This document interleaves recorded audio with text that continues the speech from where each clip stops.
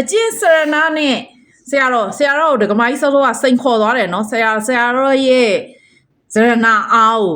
ကဲဆရာတော်ချက်ချင်းအလှရှင်ပေါ်တယ်ဆရာတော်ပြီးတော့က3ဘုံပါနေတရသည်အုပ်60ရှိတယ်ဆရာတော်သိန်းကိုမနေဘူးလှူသွားတာဆရာတော်ချက်ချင်းအလှရှင်ပေါ်တယ်နော်ဟုတ်တယ်ဆရာတော်ရဲ့စရနာကိုဘယ်သူစိန်ခေါ်သွားတာလဲဒကမကြီးစပြီးစိန်ခေါ်တာမလားဟုတ်တယ်ဆရာတော်စရနာတကယ်ပြည့်စုံနေရင်အလှရှင်ပေါ်ရပါမယ်ဘာကြောင့်ဒကမကြီးစိန်ခေါ်ရဲတာလဲဆရာတော်ကဘဒုလက်ကထွက်သွားတာဒကမကြီးလက်ကထွက်သွားတာမလားဆရာတော်ဟုတ်တယ်ဒကမကြီးကိုဆရာတော်ဒကမကြီးကိုပြရကသုံးမုံ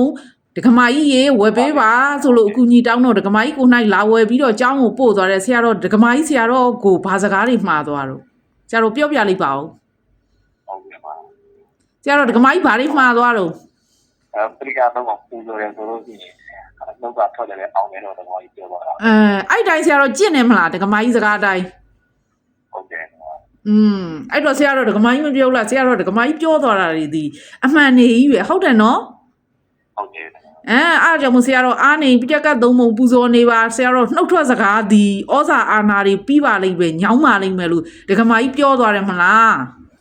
ဟုတ်တယ်အဲ့တော့အကျင့်စရနာနဲ့ပြည့်စုံတဲ့ကိုတော်တပါးတော့မအိပညာစမ်းတဲ့ဘွယ်မှာပေါ်ထွက်လာပါပြီရှင်